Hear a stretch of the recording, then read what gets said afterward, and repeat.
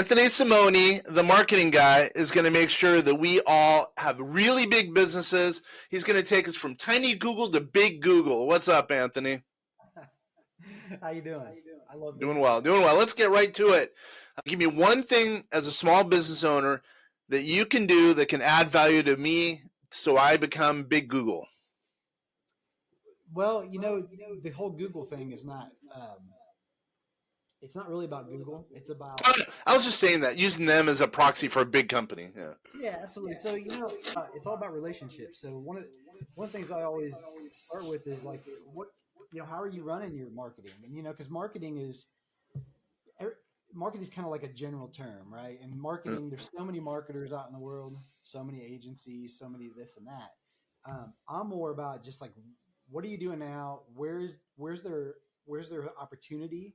And then figuring out ways to make those opportunities bring revenue and profit to the bottom line, because there's just a million different things you can do. And oftentimes, Kenner, there's so much opportunity within your existing business that you don't necessarily need to spend any more money to add any more shiny objects. We can just find some high leverage points and take those and turn them into bottom line profits. Dude, I like that. So what you're saying is you don't have to go over the shiny penny over here. You already have a shiny nickel here. Concentrate on the nickel here. Concentrate on your own business. Oh, dude, we're getting somewhere. We're really getting somewhere. So first, now tell us a little bit about yourself. We're going to be here for a half an hour hanging out. Tell us a little bit about yourself and why actually we should be listening to you, by the way. Well, I mean, as far as why you should listen to me, my wife always, I'm a dad jokes kind of guy. So like, she says I'm my own biggest fan, and a lot of people don't listen to me, but it's those that do, I have, I'm not like this guru or anything like that. I've just been around the block a few times, and I've lots of trial and error, had businesses that failed, businesses that succeeded, and I just implement whatever it is we do that we find that works. And so I've been in and around marketing, online, offline, building my own businesses, helping others build their business for 17 years now. You can imagine during that sort of a time frame, especially when you think about like technology and the internet and all that kind of stuff, and it's kind of like dog years, right? So you take that number, times it by 7, and that's kind of like, I guess, I've been blessed to have wisdom at that level, and it's always changing. So I'm never like, hey, this is the one thing that's always going to be the thing to do. It changes so much. I'm very humble in that way, because nothing ever stays the same except for the foundational principles of business, which is, again, like I said earlier, relationships. It's all about relationships. So even if something doesn't work out, you never want your prospect or client to walk away and say, I have no clue what I got out of that. That is my worst nightmare. I am always trying to find, how do we point? How can we point to things that show that things are happening? Because we live in a world now, and I don't want to get too deep into this, because I'm not bad mouthing anybody. I think everybody has to start somewhere, but we live in a world where it's really easy to learn to go market. It's really easy to learn to go sell. But I think the problem that we have is now we have a bunch of marketers and salespeople, but sometimes we fall short on delivery, right? Yeah, totally. You bring up some really good points. I know you say you're not a guru. I know you are. You refer to me as a guru. So a lot, you're being humble, right? So wait a minute, let's back up. Let's unpeel that a little bit. So like we say that, why go after $1 over there? Because it's probably here in our own business. I don't understand why so many people spend so much money on marketing when they already have a business. Cheaper to spend money right here on your own business, market to your existing clients. But I'm not sure if that's what you meant. But to me, that goes a long way with me versus going out, spending a bunch of money on Facebook. Although that makes sense also, but it's, people are walking over dollars that they already have that they can easily pick up. So go into that a little bit more, because I think our listeners, by the way, our viewers and listeners, they're small business owners. We have internally, we do tax and finance, artificial intelligence. We have 12,000 people in our database. We're merging with a law firm. They do estate planning and asset protection. All of our clients are real estate investors mainly. and solopreneurs or entrepreneurs. So what would you suggest based on what you already said, that can help our listeners and viewers, not walk over those dollars that they have right in front of us? Yeah. So one of the areas that it's been, so let's just talk about email, for example. Mm. So email marketing, email communication, whatever you want to call it, it has for many of us, we've been doing it for decades, right? And it's now gotten to a point where it's a little bit more difficult because there's different regulatory bodies that are stepping in and they're trying to get rid of more of the spammy type of stuff, which I think is good.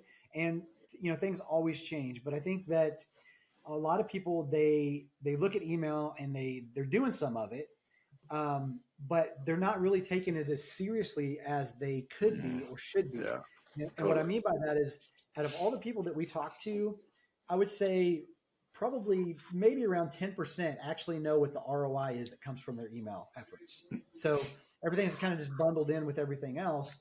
But what is it you're getting out of your email? Because you can, the markets are, they go in cycles, right? And so when the economy is good, ad prices aren't so bad, but when the economy is bad, ad prices kind of go up, because now, if you take, for example, an election year or whenever you're at holiday, for example, ad prices go up, right?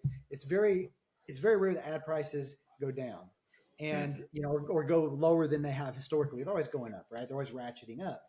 So when you think about that, so the cost of acquiring a customer is higher.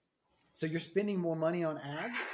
You still have your operation expenses, still have all this other stuff going on you got to pay for, personnel, whatever. Your email list can be an asset, but I think a lot of people don't treat it like an asset. And I know a lot of people don't, because when we look into their system, we see where they're missing the opportunity. And that's kind of what I was referring to earlier is, one of the things we do is we do an email audit, and we'll look at an email, an ecosystem, and see what they have, because either either a they're not getting delivered as well as they could be. There could be a spam issue they don't even know about. Like we just had a couple of people that within our mastermind that we referred to us, and they just couldn't figure out what the problem was. And so we've figured it out, and it's going to be fixed. But it's like it's so hard sometimes to figure out where the problem is unless you really know where to look and how to peel back the layers of the onion to find it. But it's so worth finding it, because if you think about, like, every person on your list represents somebody you can either make an impact on positively in their life, um, and or make generate revenue off of, and hopefully both, right? Hopefully you're one that actually believes in, hey, I want to deliver a positive impact and make money doing it. But nonetheless, so many people are missing so much opportunity and they don't even know it. And so now we're getting ready to put a presentation together for our mastermind based on this stuff, because it's such a big problem, and it probably will continue to be a big problem as we move forward with just doing business as usual. Yeah, dude. Okay, so I'll give you a picture of two guys. One guy who, let's just say, he has 10,000 people in his database to whom he's emailing, and he's really, really massaging that. He writes really good emails, good subject lines, good, succinct, fun emails, but short. And then over here, you have a one. No, let's just say it's a guy. You have a guy who's got similar 10,000 people in his database, and he's not tracking them. He's not working with them. He's not emailing them. And if he does email them, it might be, let's say, once a month. Long subject lines, long emails. Basically, they suck. Which company would you rather, let's say, buy as an example, right? Person A or person B?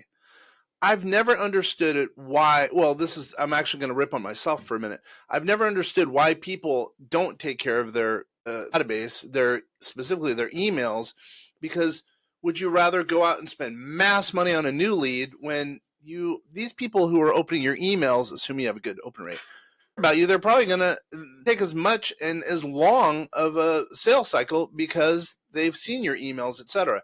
I don't understand why people don't spend more time on their existing database than they do going after other dollars. I've never understood that.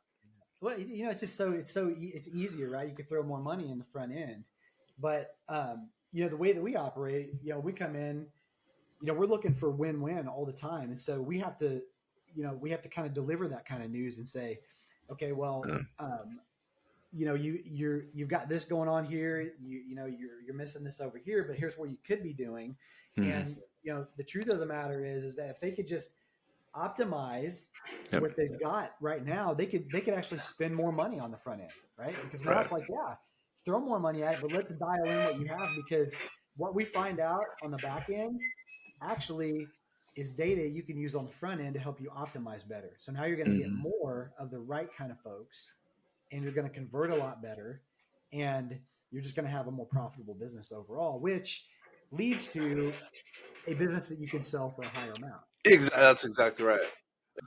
To your point. That's exactly right. There was just a study done by, I'm sure you know the study. It's some marketing guru group or whatever, and they said email ROI is 1 to 40 now. It used to be 1 to 47, but I mean that just shows. Would you rather spend? I mean, wouldn't you rather spend $1 and get $40? I mean, that's a killer rate of return versus over here spending whatever $1 and getting 20, or I don't know what it would be in this example, but I mean, it totally makes sense. What what's funny? I say that, and here's where I'm ripping on myself. Years ago, we got a little inundated. We didn't send out enough emails, and and I'm embarrassed to say that. And I saw, a decline in our business.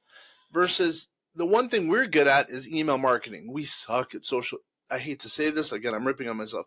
We're just not a good at social media marketing. We are a little dry. But I know our open rate right now it's 52%.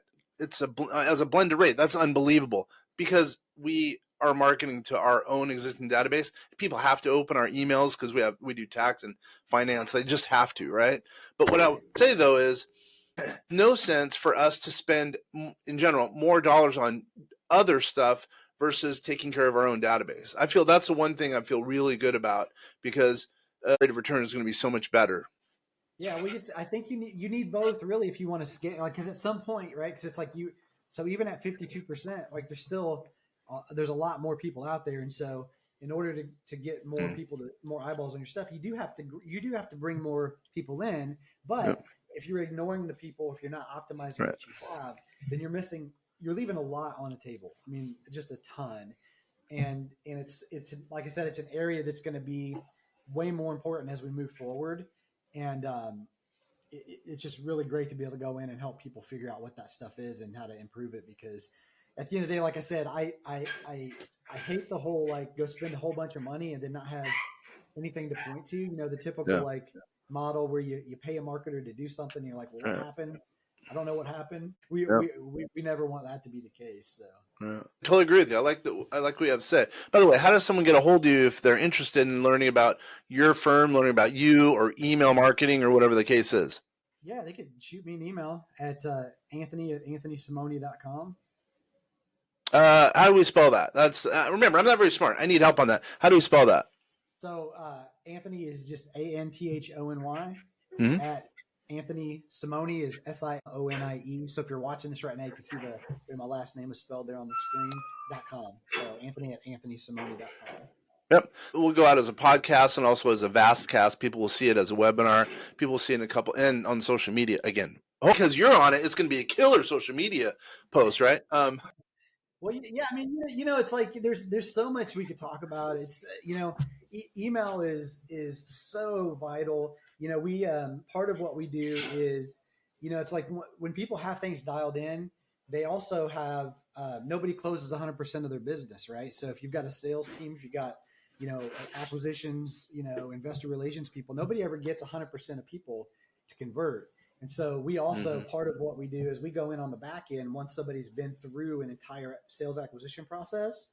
And we have another process that we kind of bolt onto the back end. We go out and convert more of those people into sales, and then we're just paid on the upside. So it's a performance-based model, and it's a really great option for certain people that have certain criteria in place. And one of those things is, hey, are you building rapport and do you have affinity with your audience? And if you don't have your email stuff dialed in a little, at least a little bit, then that's not really a fit because um, you've got to start there. You've got to have people know, like, and trust you a little bit and have Hmm. that Wait a affinity. minute. Performance-based marketing. What's that mean? Help me with that again.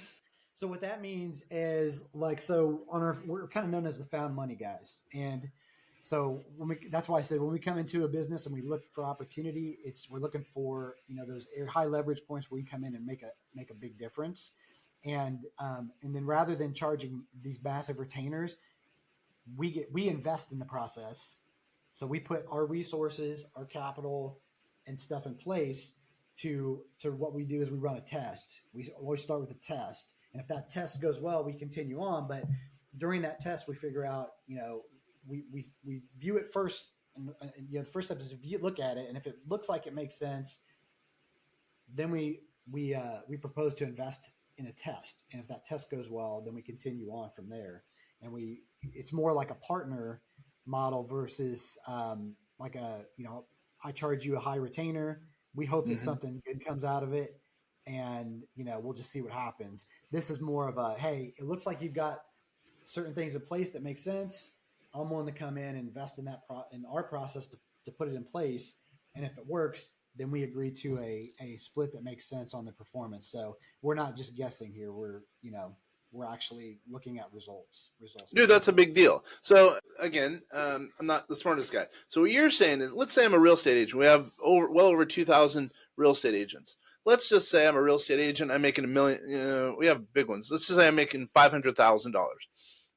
I think what I heard you say is, if I can hire your firm, you and your firm, you would come in to do, I guess, kind of an audit, and then basically with me not having to write a check or whatever, like people write checks nowadays, Some people still do. whatever, and then we would then kind of partner. And let's just say you took me from, I don't know, 500,000 to $1 million. We kind of partner that way. You get part of that dough. Help me to understand that a little bit. That's right. So it would be on the growth of what is directly attributable to our efforts, and all that is all that is created in such a way to where there's no guesswork. It's like, here's, you can point to it. Dude, that's really smart. I mean, whoa, hold on. So you got to say no to a lot of people, though, right? We do, but we say no a lot more than we say yes. Yeah, I get it. I get it. I get it. So yeah, I get it. It's like a lawyer taking a retainer or comp deal out of 40%, 30%. I get it. Wow, dude, I Yeah. like that. Well, now it's not like, and also just to be clear, it's not like when we get on, like if we hopped on a call with somebody and we're kind of exploring the opportunity to see if it makes sense and if it's going to be a win-win. We never say, "Hey, you're just not good enough for us." It's like, "Hey, we've noticed these things, so you might do this, this, and this, and this would get you closer to where we might be able to, do something together." But we never let somebody walk away thinking that they wasted their time. We always give them some sort of plan to help them, even if we don't end up ever partnering in the future. So it's all about, kind of serving the audience, delivering and leading with value. That way, I can't tell you how many times people have had that experience. They never became a client or a partner, but they send other people our way just because of the, we treat them in a very cool, not, no high pressure or anything like that. We treat them in that way, and it just always comes back to us. Am I that naive? Because I've only heard of that a few times, and that was years ago. I haven't heard of that many people doing performance-based, well, consultation, which is what you guys are doing from the sounds of it. Yeah, and it just varies. Sometimes we do them for. Sometimes we'll do audits for free. Sometimes there'll be a fee involved, but it's a nominal fee. It's not like we're not making money off of that. Huh. It's really about just um, really looking at and evaluating the situation. And the whole fact of the matter is that the reason why you don't see it a lot is because it takes some pretty big kahunas and a lot of guts to put your put that on the line, because it costs money to to do these things. And so if you're going to a relationship and you're not 100% sure, pretty darn close that it's going to work, then or it might work for one person but not the other, and that none of that ever works out well. long term. Hmm. If one person wins, the other person loses. I don't care if it's like the person delivering the service or the person, that's using the service. It has to be win-win.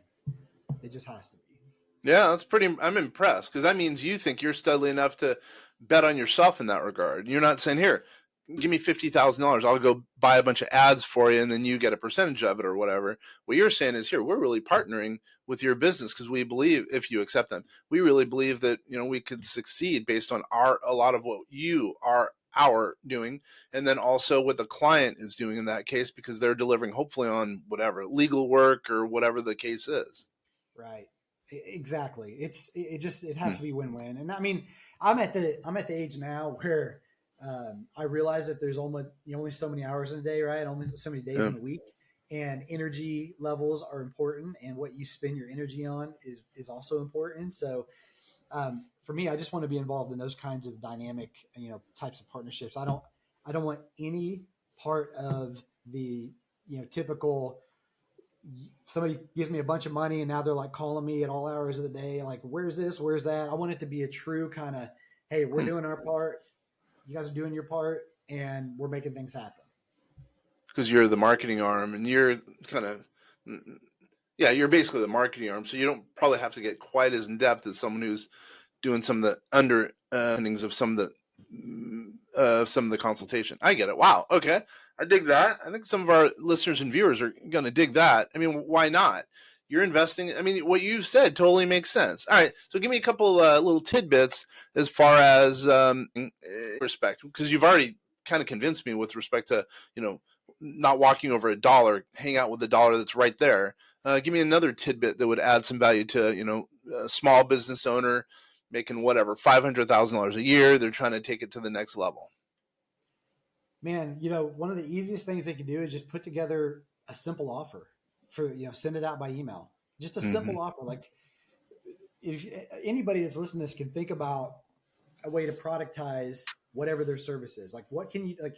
It could be a low dollar offer, right? Mm-hmm. To get somebody to take some sort of action. It could be a free offer, something to get people involved and to spend some time with you. Because the one thing that I've learned out of all my years in business is that nobody will ever first give you their money before they give you their time. And so if you can't get them to spend time with you, you cannot build rapport, you cannot build trust, and so you're not the money's not going to come. So something as simple as thinking about how you can do a and I'll just tell you, like, I'm a big fan of webinars. I'm a big fan of getting on consult calls. I'm a big fan of doing audit type of stuff because you can deliver value. And once you deliver value, whether they pay for it or not, you have now sort of you've deposited and put something in their bucket. And when you put Mm-hmm. something in their bucket, it's only natural. It's kind of like the law of reciprocation, Mm-hmm. where I Yeah. always think about, like, when I go to Costco on a Saturday and I'm seeing all these sample people, right? And they're just kind of out and they've got all this like good smelling food that they want you to sample. Every time I start to approach that little kiosk, I have that feeling of, man, I know if I take one of these, It, I'm gonna be standing there going, okay, now I gotta buy one. exactly. I'm there Right? with you. Yeah, totally. Yeah. It's very powerful though, Kenner, and I think a lot of people just don't think along those lines. But if they did, just simple things like that, where you can give somebody a sampling of what you do, help them to get a result or answer a question or be very insightful. Mm-hmm. Those types of things are very meaningful, and they're going to open your emails a lot more. They're going Yeah. to buy from you a lot more, and your lifetime value of a client is just going to go way up. Yeah. What we're doing in that regard is I don't want this to be a case study for you, but what we're doing is we're starting a community because we are merging with that law firm that I mentioned. We're starting a free community where you can get kind of a touch, added value, no doubt, but kind of a touch as to what we are like. And then at the same time, we're also having a paid community, only $29 a month, that it's going to be filled with a little bit more value so people could, really get to know us on a monthly basis. They're going to go to it's called the Vast Vault. They're going to go into, meetings with me and, Bob, who's a well-known attorney. He's going to be talking about estate planning and asset protection. whereas we're talking about tax and finance on our side, and also commercial property finance. Same time, if someone wants to do some kind of consultation out of it, well, they can. Obviously, they're going to have to pay for it, but that's basically exactly what you're saying. But what would you say? Are you into communities, by the way? Yeah, I think communities are a fantastic way to build, credibility and trust. All right. So, what would you say? How can we? And it's just coming out. We're rolling it out next week. Actually, it's out, but it's going to be in beta for a while. But what would you say is an important part of community building? I think one of the best things you could do is get people engaged, right? Because a Mm-hmm. lot of people are part of communities, but they never engage. So doing things to kind of force people to engage in that community, to share, to participate. The more you do that, the more revenue is going to come from that community. You will have some people that are the outliers that they never will engage, they'll never participate, but Mm-hmm. they're still buyers. But you want to do the best job that you can to try to get them engaged. So doing little, I mean, even like little ethical bribes to get people to share, to participate and kind of get them off the fence. They work well, and it's for their own good. I mean, if they're in a group like you're suggesting, the advice that you're giving them and what they have access to is it's something it's vital for a lot of folks. I mean, tax. You think about so many. I've worked with a lot of accountants in the past, and not all accountants are created equal, right? We Mm-hmm. we, we know that. Yeah, So there's totally. ones Trust that there's ones that understand like strategy and advisory and all that kind of stuff, and then there's ones that only understand compliance. me. Mm-hmm. But the stuff that you're delivering to people is so that they can really improve their wealth or their tax savings, or to set Yeah. them up for a lot better future versus, hey, we just did your tax return. Right. So 100%. You're exactly right. so it's very valuable. So as you're going and putting content in this community, things that are just little bits and pieces of insight that you have, and you can Yeah. post in that group or deliver that group, are going to be they're just going to serve you so well to where people are going to go at some point.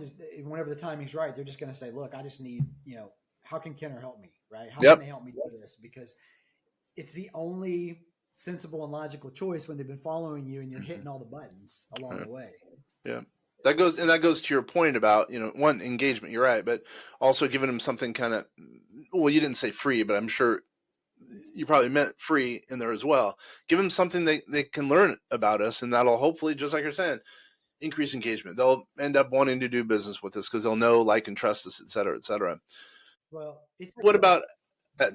I was going to say, it's like, one of the, um, we do a lot of work on LinkedIn for folks, Mm, too. There's another, some folks, we do some done for you LinkedIn stuff, and I'll do webinars about LinkedIn, and I'll share so much of the strategy, and people always ask, like, why do you give so much away? I'm like, because most of the time nobody's going to implement that on their own. total 100.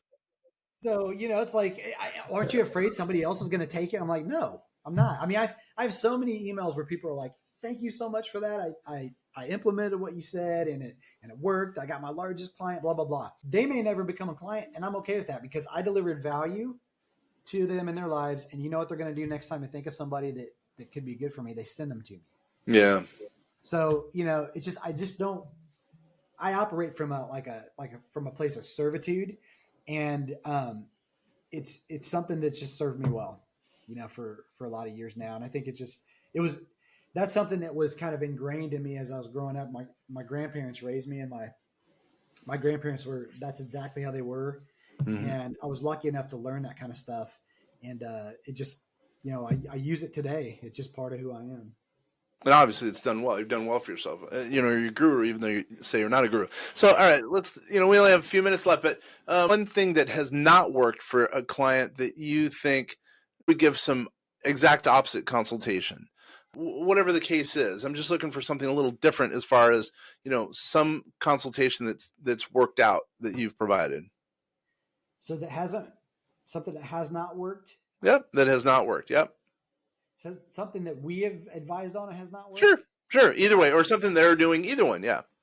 I mean, we don't always hit it out of the park. It's like we always test things, and sometimes, and this is a good point for everybody that's listening to this, is that a lot of people, they like to sit in the corner and make assumptions. They're like either thinking, oh, Mhm. I don't know if I should do that. It won't work for my audience. I don't know if it'll work for my audience.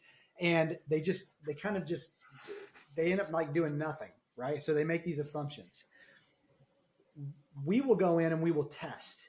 So we Yeah. might make an educated guess and go in and deploy something, and it may not work out the way that we want it to, but it's not a failure because what we do is we take that feedback, so real market feedback, not just kind of making an assumption about the market. We will deploy a test and we will see how the market reacts, and then we will make adjustments based off of that. So Hmm. if you don't operate like that, then either A, you're not going, you're again, you're leaving money on the table, but B, you're making assumptions that may or may not be true, that you don't know. Even if you think you don't know, Hmm. because the market always changes. You got to let the market give you the feedback and then respond to that market. So we have plenty of times where we don't, the first go, we don't hit it out of the park, but we figure out what it is, and then we put our next best foot forward, and we come back and we do something a little bit different based on that market. Yeah, it seems like marketing is just another word for testing, because you guys are always testing. Oh, this thing worked, but maybe we can make it better, or this thing didn't work, maybe we can make it better, whatever the case is. And I think that's a pretty good analogy. Testing equals marketing, and vice versa. Absolutely, you just have to. I mean, it's never a set it and forget it. It's just things change too much, and they change a lot faster now these days. Yeah, So, like that, yeah, like that. right. But again, the one thing that doesn't change is the foundational principles, which is building relationships, right? Treating your audience well, whether or not they buy from you, serve them, and the ones that are right for you, they're going to rise to the top if you're doing the right things. And they're going to go and they're going to be your megaphone. They're going to go out and tell people about how good you are. And referrals is probably better than any other way of bringing in business, because it comes in based on referral. They know that you're as good as you say you are. 100%. And the it's just like I'm thinking about this week. We had a couple. One of the guys we were helping get out of spam. Um, Mm, all of a sudden now there's four other people that he's connected us to that are yeah. they've got spam issues, and we're going in and taking a look at their stuff. And Yeah, you're right. It's just like it's how you treat people. Like you treat them Mm, well, you're cool to them, then they're going to be some of your biggest advocates. yeah. Dude, you and I could go forever. On again. Yeah, you know what's going on. You really do. You're downplaying yourself, because everything you've said, at least by my measure, seems to make a lot of sense and can really help some of our business owners, especially who want to take it to the next level. Yeah, I'd be happy to come back. I love doing this kind of thing, and just seeing how I can help people open their eyes a little bit more, right, and a little bit wider, and turn on the light bulb for some people that maybe just haven't thought of things in a different light, for Yeah, sure. yeah. Again, how does someone get a hold of you? Yeah, so just send me an email. And I answer all my emails. So it's Anthony@anthonysimone.com. And that's just it's spelled Anthony. My last name actually spelled there if they're watching. Sione. Easy way to remember. I always tell people it's spelled like Simon with an IE at the end. Oh, there you go. Yeah, there you go. So I'm so glad you're a good dude. I really appreciate you taking the time. And then for all those people out there, please give him a call, or sorry, please give him an email that help us in any way, or you need any information from us, or you want us to change things, have some suggestions, go ahead and email us at info@vastsolutionsgroup.com. info@vastsolutionsgroup.com. This is Kenner Kench. I'm at vastsolutionsgroup.com, or Kenner@vastsolutionsgroup.com. And of course, you're here. You've been spending time watching, listening to the Vast Voice, telling business secrets to entrepreneurs. Thanks, everybody.